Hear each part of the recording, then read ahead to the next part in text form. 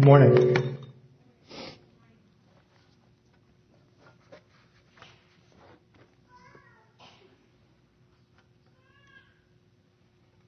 We're in the middle of a series called Because You Matter to God. And what we're doing, we're revisiting some of the things that we have developed, which tries to explain what the foundation of the Christian life is. And if you're going to boil it down, give me a couple things to do in the Christian life that will allow me to develop. And what are the things that we should pursue? So we're looking at doing three things then, explaining about ponder 10 commitments. We looked at that last week, and then practice 3 habits, and then pursue 4 goals. And today we'll talk about practicing 3 habits. We're also using this as an opportunity to be able to introduce you to a website, and which did go live this past week. I want to point out a couple of things. This isn't exactly what the home page is like, but it's close enough to be able to give you some things.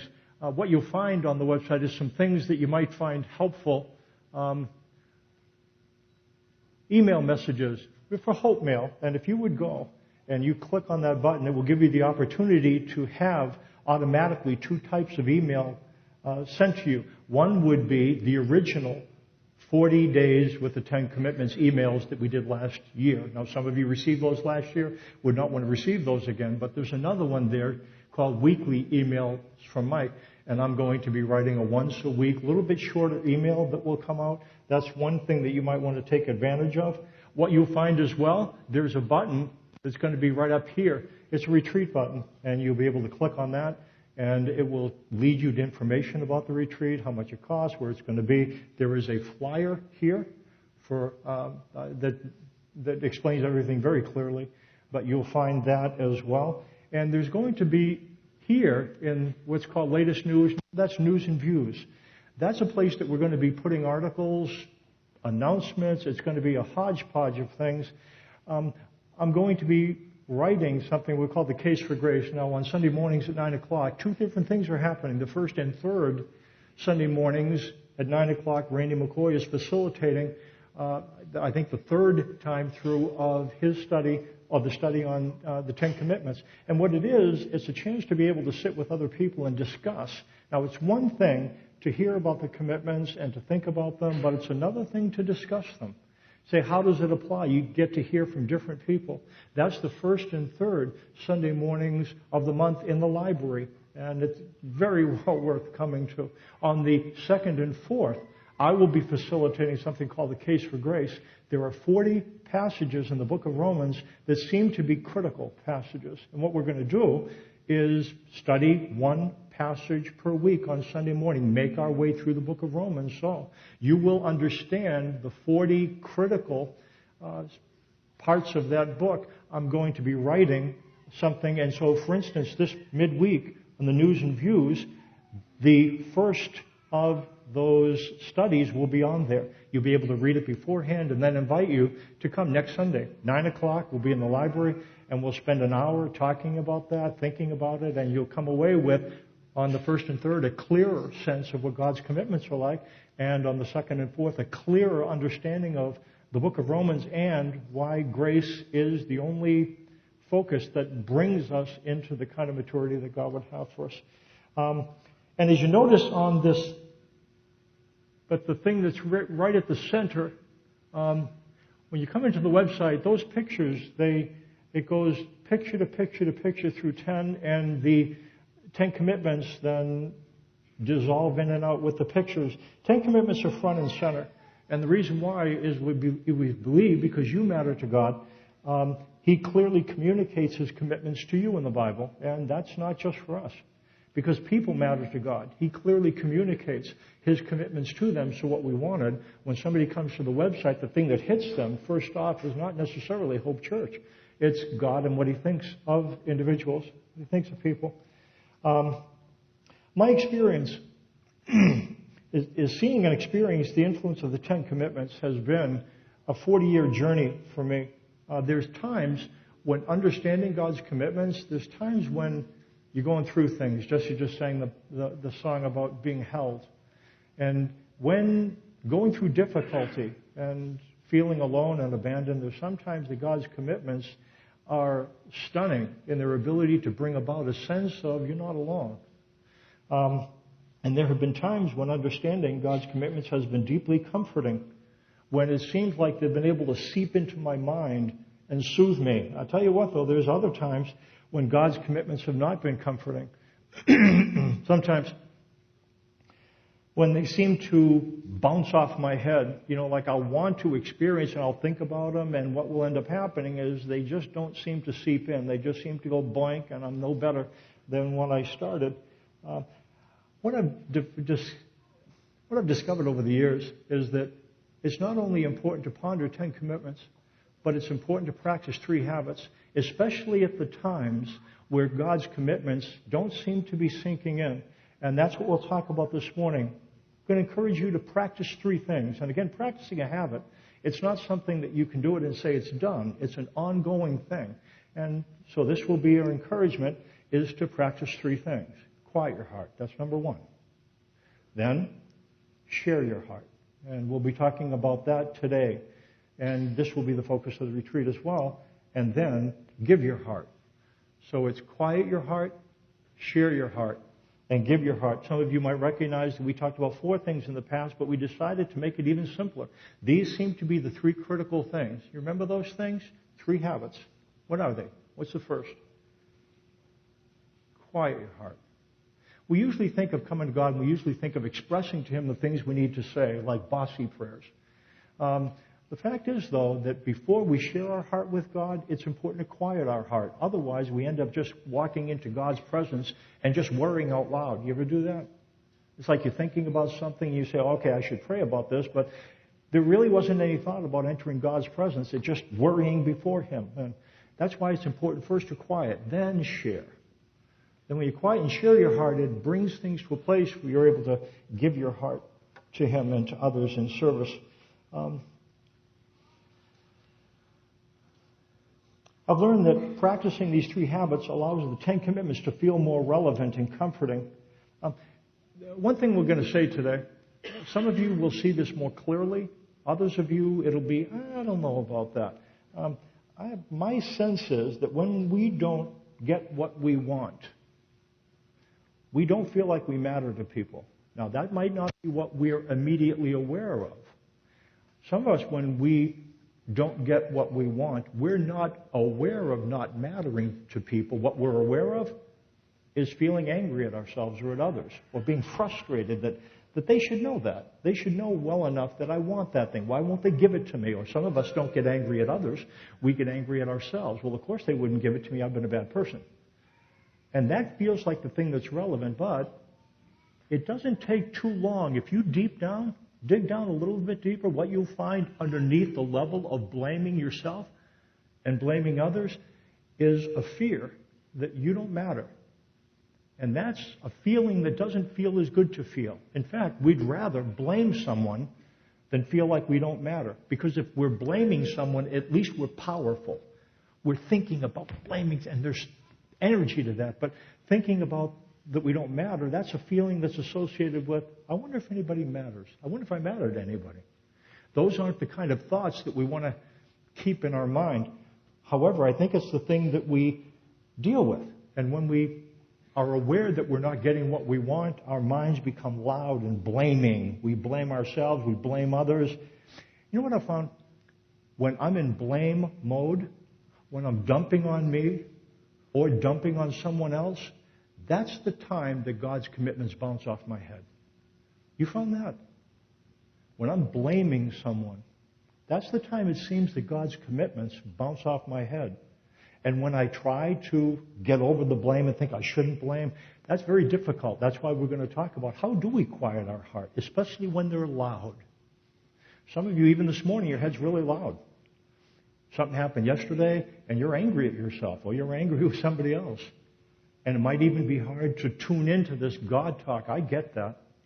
I understand that. In fact, thinking about God's commitments can even make things worse. Because you see other people, we talk about these 10 commitments thing, and geez, Mike seems to get some things out of them. Not all the time. And when we don't get anything out of them, the sense is, what's wrong with me?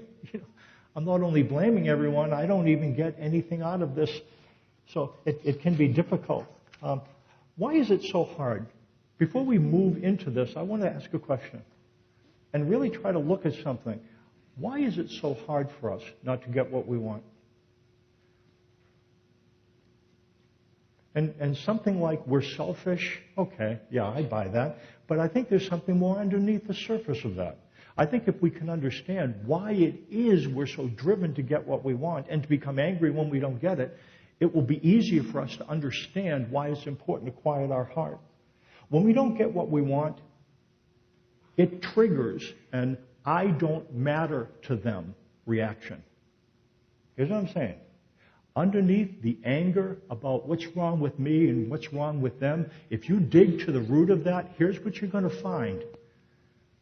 I don't think I matter to them.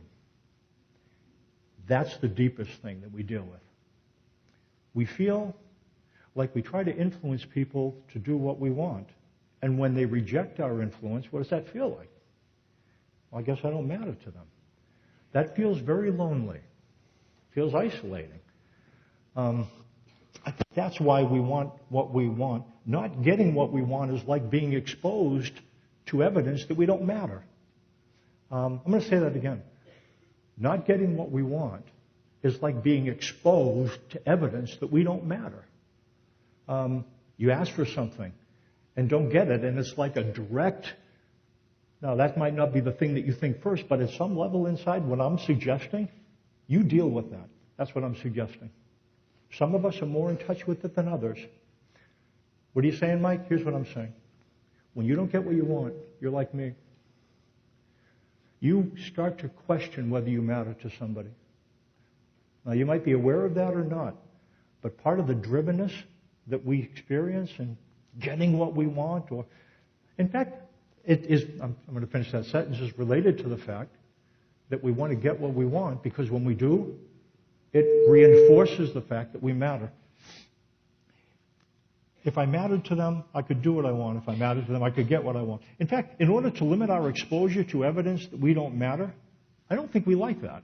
We don't like having it thrown in our face that we don't matter because people don't give us what we want. We do two things to avoid direct exposure to that. We avoid and we attack. Some of us are avoiders. Some of us are attackers. Avoid. See, and the reason why we avoid, if I don't tell you what I want, I don't need to be exposed to you saying no.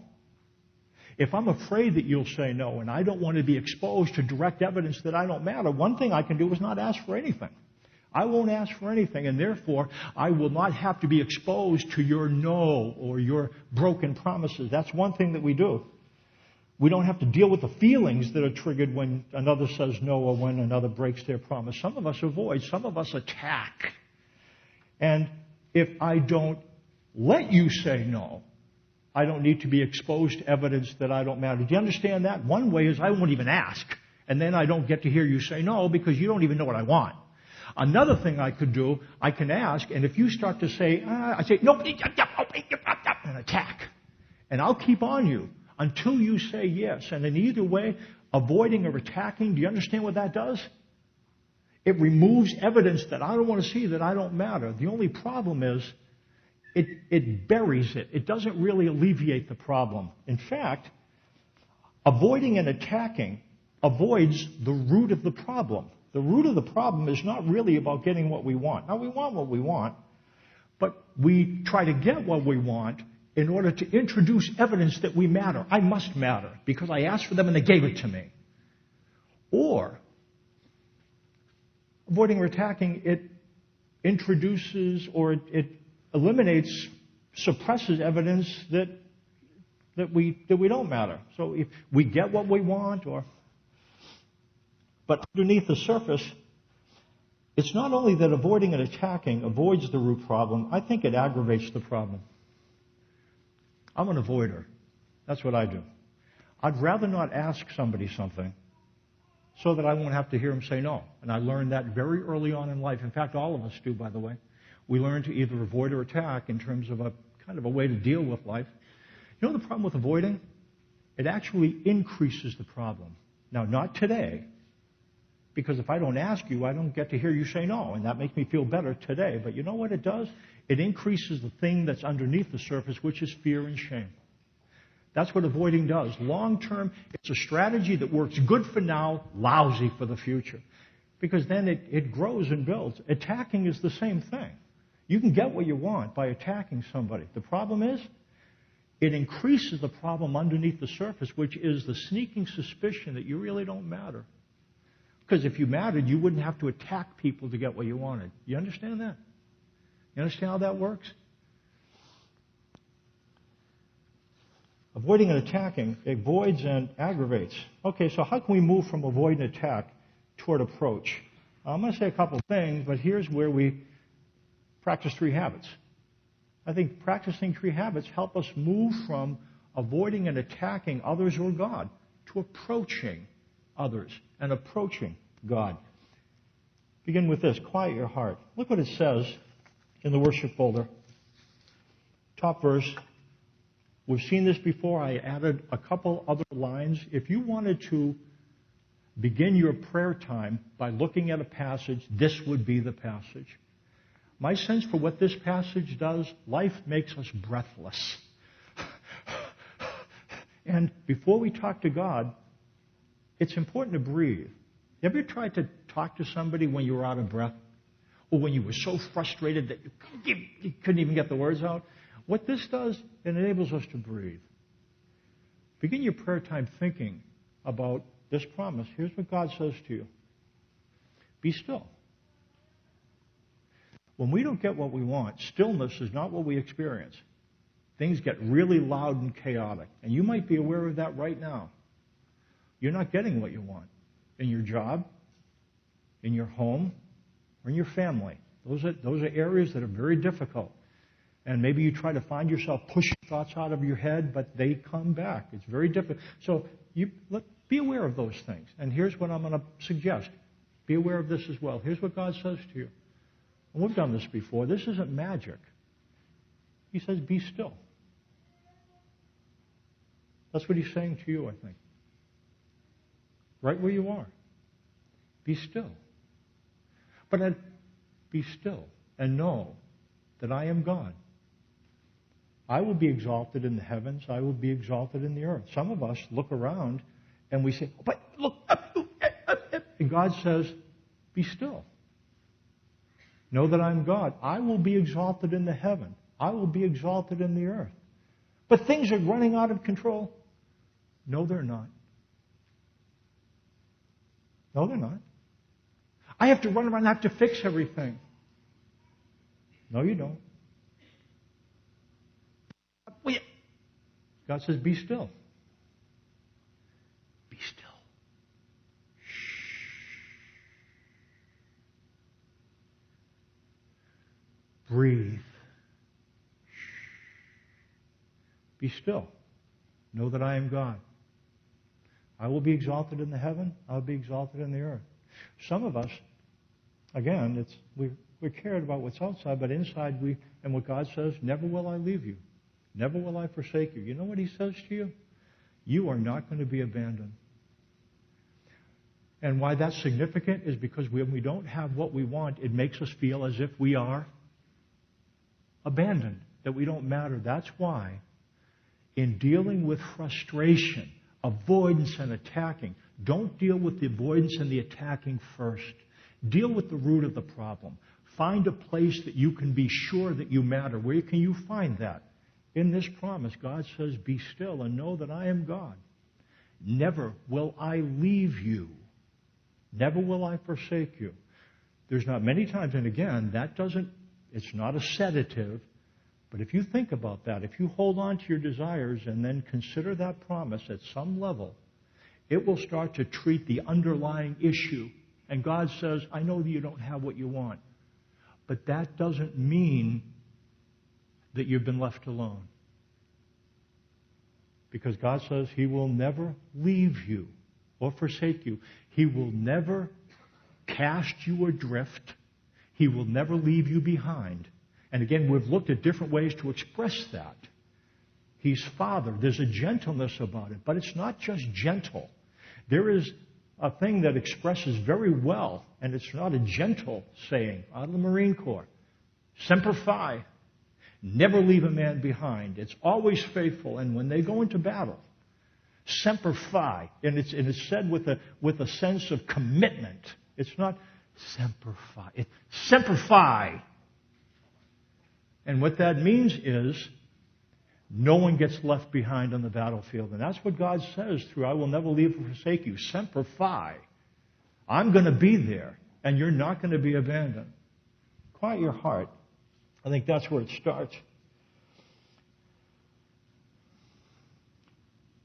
We've looked at another way to say this, and again, what we're doing, pulling pieces back in. We've talked about holding. This really directly applies. We have stuff that bothers us. Some of us a lack of time. Time's running out for dealing with our family. Time's running out for dealing with our job. Time's running out for health. Hold on to that. Don't try to hide it or don't hurl it. Hold that. You're afraid. Yeah, okay. Hold that, but hold His promise as well. So be afraid and don't be a hypocrite. But hold on to His promise as well. You know what, God, I'm afraid, but you say, you'll be exalted in the heaven, you'll be exalted in the earth, you will never leave me, you'll never forsake me. And it enables you to breathe a little bit. That's quieting your heart. How many avoiders do we have out there? We're kind of avoiders and attackers. Let's see how many avoiders? See, avoiders, they don't really like raising their hands. You see the way they did that? It was kind of like, okay, now by contrast, how many attackers? Bam! There it is. Bam! Right up in the air. Deal with it. Deal with it. Want a piece of me? Okay. I'm an avoider by nature. Surprise. I told you this story before. This is one of the times where I kind of saw what was at the heart of it. I had fallen asleep on a plane. Now, I'm going to tell you that this was a really long time ago. Whoa, so far long ago. And it wasn't that far ago, but I'm embarrassed that I did this. So I fell asleep when they were serving the meal. I'm an avoider, so I'm not real good at asking for what I want. So I woke up and everybody was eating.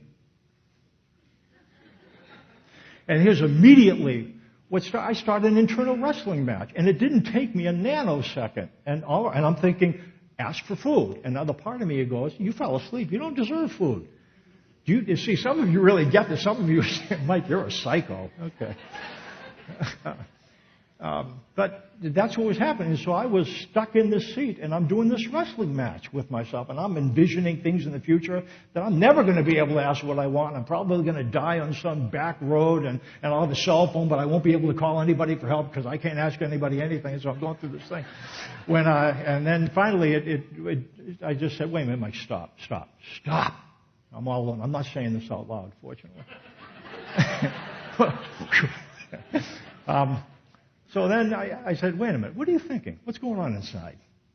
I'm frustrated with myself. I'm frustrated that I'm old enough by now to ask for what I want, but I can't. And then it occurred to me, okay, what else do you know? And then I started to think, you'll never leave me. You'll never forsake me.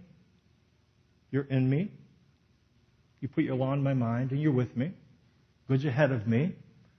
Good is guaranteed to me. Literally, here's what happened. This is an early time when I said something really important just happened, and I'm going to keep my finger on this because something just happened. So I'm thinking this in my mind. I'm thinking, okay, you're with me. You're not going to abandon me. Good is ahead of me. It's guaranteed. And I really, literally did this. And for some reason, again, I can't totally explain this, I just got up out of my seat. But it was like I was untied.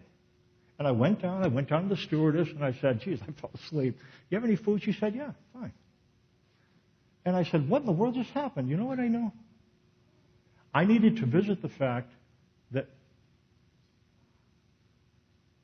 His influence, my influence matters to him. And when I touched on that first, the reason why I was afraid to ask her if there was food or not, because I had learned to be afraid of asking for anything. I would much rather not ask for anything than ask and have somebody say. And so what I did was I got in touch with the fact, you know what, God, if I don't ask for anything, you're not going to abandon me. I'm not up the creek without a paddle. And because all the weight of that question was untied. So she could have said, no, we don't have food, and I would have been fine. Some of us are a void, and I know that in that sense, something happened. Something happened when I thought about the commitments. That how many attackers? We looked at the attackers. Some of you would have reacted far differently than I did. You would have immediately become, and this is almost impossible for me to understand. You would have become angry. Now, is that true or not? Or it would have been, why did she wake me up? We stormed down. I mean, hello, I paid for a ticket. I didn't see any food on the thing. You could have.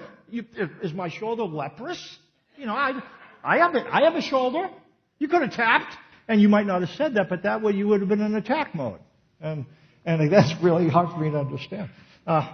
You've developed the pattern of attacking, because if you attack, you do the same thing that I do, but on the other side. You don't have to hear anybody say no. So if she says, hey, wait, who's your manager? You're going to take names. Yeah, I see some people laughing, looking to the left or to the right. But it's the same thing. Think about his commitments. He will never leave or forsake you. You know what happens with that? Now, you're going to get up and go anyways and ask. I mean, nobody's going to be able to hold you back. But in going, you're going to be able to approach rather than attack. Because the fact is, if she says no or not, you're covered. Why? Because he will never leave or forsake you. So whether it's avoidance or attacking, quieting your heart is the place to start. We're going to do this at the retreat. We're going to talk about, we have different temperaments. Some of us are transversive. In fact, we'll talk about 4 types of people. Transversive, problem solvers. Justice, inversive, people like me that take responsibility for things and end up wrestling with themselves in a seat. Protective, which are people who kind of pull back, but they take notes. And they'll remember what you said 3 weeks from now. No, that's not what you said. You said 1, 2, 3. And the people who are expulsive is the one that is kind of, lets it go. We'll talk about those things, and we'll talk about at the retreat. Okay, how does that influence the way we quiet our heart? Because we're going to quiet our heart different ways. Some of us need to go away. Some of us need to talk it out. We'll talk about that, and we'll apply who we are and think about how to quiet our heart and how to share our heart with God, and it'll be fun. We'll think about what we're like and how we live life, and so it's not going to be blanket wall-to-wall prayer. But that's quiet your heart, then share your heart. Share your heart. Look what it says. Read the verse. Nothing in all creation is hidden from God's sight. Everything is uncovered and laid bare before the eyes of Him to whom we must give account. Therefore, since we have a great high priest who has gone through the heavens, Jesus, the Son of God, let us hold firmly to the faith we profess. For we do not have a high priest who is unable to sympathize with our weaknesses, but we have one who has been tempted in every way, just as we are, yet was without sin. Let us then approach the throne of grace with confidence, so that we may receive mercy and find grace to help us in our time of need. God wants us to approach Him with confidence. That's what He wants. And so relative to sharing your heart with Him, He wants authenticity and confidence. He would have us share our heart with Him authentically, to touch what is it that you want. Not to let go of that, not to pretend, but not just authentically, confidently, believing that He hears. Some of us hold on to our desires and we hurl our desires at God because we're not confident that He hears. He does hear. Some of us go the other way. We hide our desires from God because we're not, and so it's not hiding or hurling. It's holding Not avoiding or attacking, it's approaching God confidently and authentically. That's why the retreat, honest to God, learning to say real things to God, not just right things. Authenticity is critical. And confidence is critical as well in terms of prayer. What gets in the way of approaching the throne of grace authentically and confidently? Three things, I think. We can line them up. 1, 2, 3. The first thing, or not the first thing, one of the three things that gets in the way of sharing your heart, praying confidently and authentically is pretense. Pretense, pretending. Hypocrisy. That's not my deal. Not being honest. I grew up in a church where we said pattern prayers. That's okay. Some of those prayers have meaning. It took me a long time before I could share my heart with God and just talk with Him. Some of us can't do that out loud really easily. Some of us can. But for all of us, praying authentically, saying to God the real thing, not just the right thing, is critical. Authenticity is where spirituality becomes healthy or unhealthy. It was this lapse that was the reason why the Pharisees had the problems they did. Here's what Jesus said. Beware of the root of the yeast of the Pharisees, that germ that infects their spirituality. That germ, that yeast, that cancer, that virus is hypocrisy. Isn't that interesting? If you put your finger on what is it that made the Pharisee a Pharisee, it wasn't that he was arrogant necessarily. He was a hypocrite. Pretended to be something that he wasn't. And that's why pretense is a problem. Fear is a problem. Fear erodes confident approach. Again, if I'm afraid of you, I'm not going to come in and tell you what I need to tell you. If I'm pretending, there won't be the reason to come and talk to you in the first place. Fear, I won't shame. I might come before, but I'm not going to be really open if I'm ashamed. Pretense, fear, and shame, I think they get in the way of approaching God and sharing our heart with Him. Look at the verse. It says, nothing in all creation is hidden from God's sight. Everything is uncovered and laid bare before the eyes of Him to whom we must give account. So, you know what? If you're given to pretense, and all of us to one degree or another, one thing that helps us deal with pretense in terms of approaching God, He knows it anyways. Nothing in all creation is hidden from God's sight. Nothing. Nothing you think. Nothing you imagine. You know, in prayer, we can go to God and say, God, I thank you that, boy, I just love you and I love life. And God says, no, you don't. Nothing in all creation is hidden from me. Everything's uncovered. Who in the world do you think you're talking to? I'm not your mother. I'm not your father. I'm not your son. I'm not somebody that you might be able to buffalo. You're not going to buffalo me. So if you're not going to buffalo Him, don't pretend with Him. I'm not saying with others, but with God, He's the one you need to be honest with, respectfully. Don't hurl at Him, but don't hide from Him either. Approach Him authentically. When you understand what He knows, you don't need to pretend. When you understand who He is, you don't need to be afraid. Look what it says. Therefore, since we have a great high priest who has gone through the heavens, Jesus, the Son of God, let us hold firmly to the faith we profess. A high priest only has one job: taking sinful people and connecting them with a holy God. That's his job. So, Jesus is a high priest. And you know what that means? If you're a sinner, He's the one you need to go to, because He's a God-ordained professional at dealing with sinners. It's His job. He's great at it. So, some of us are afraid to come to Him when we sin because we're thinking, holy smokes, you know, this is way out of His league. And Jesus says, who do you think I am? I'm a high priest. High priests deal with sinful people. And when you remember who He is, you don't need to be afraid of Him. You don't need to be afraid of Him. To come to Him as you are, with sin issues, because He's the one you need to talk to about it. When we remember who He is, we don't need to be afraid. When we remember how He feels, we don't need to be ashamed. Look what it says. We do not have a high priest who is unable to sympathize with our weaknesses, but we have one who has been tempted in every way just as we are, yet was without sin. He sympathizes. There's nothing about His response to you that will make you feel, I wish I hadn't come. It's just not the way He is. He sympathizes. Someone who sympathizes is the kind of person you seek out in a difficult situation. This is what God is like. When we remember how he feels. It helps us not to be ashamed. What are those three things that get in the way of approaching God with confidence? Pretense, fear, shame. And Jesus and understanding Jesus can help with each one of those. When you understand what he knows, you don't need to pretend anymore. When you understand who he is, you don't need to be afraid. When you understand how he feels, you don't need to be ashamed. And if you don't need to deal with pretense, fear, and shame, guess what? You can come to the throne of grace authentically and confidently because it's safe. Now, we have to learn that. Some of us are raised in ways that we didn't feel it was safe unless you said the right things the right way, and you better not have an issue. That's just not true. Some of you maybe feel far from God. I've actually used this thing. Said, am I remembering what he knows? Sometimes I feel far from God because I've been pretending. And when I remember, oh, he knows it all anyway, so sometimes it's not that I forgot what he knows, is I forgot who he was. And I say, oh, you're a high priest. And sometimes I felt like he only likes Billy Graham or people that are perfect. And then I come to understand, no, you're good at dealing with people like me, boogerheads, sinners. So, okay.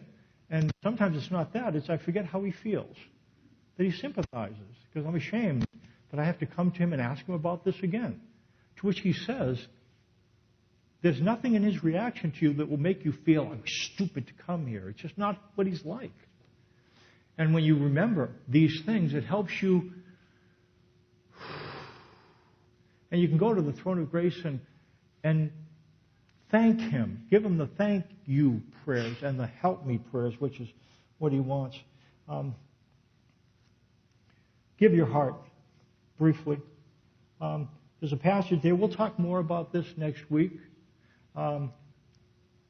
This passage will encourage us to have the right reason.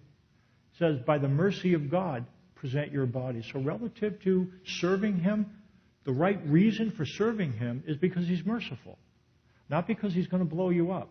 It says, because of the mercy of God, present your body. And we'll see more about that next week. Have the right reason in terms of expressing faith through love. Find the right place. It talks about you're gifted. You don't have the gift I do. We don't all function the same way. Some of us are really good at hospitality. Some of us are good at thinking things through. Some of us are good at actions. Some of us, we're different kinds of people. And that's why, like at a retreat, we need to think about the fact we're not all the same. Something that works for me doesn't work for you because you're not like me.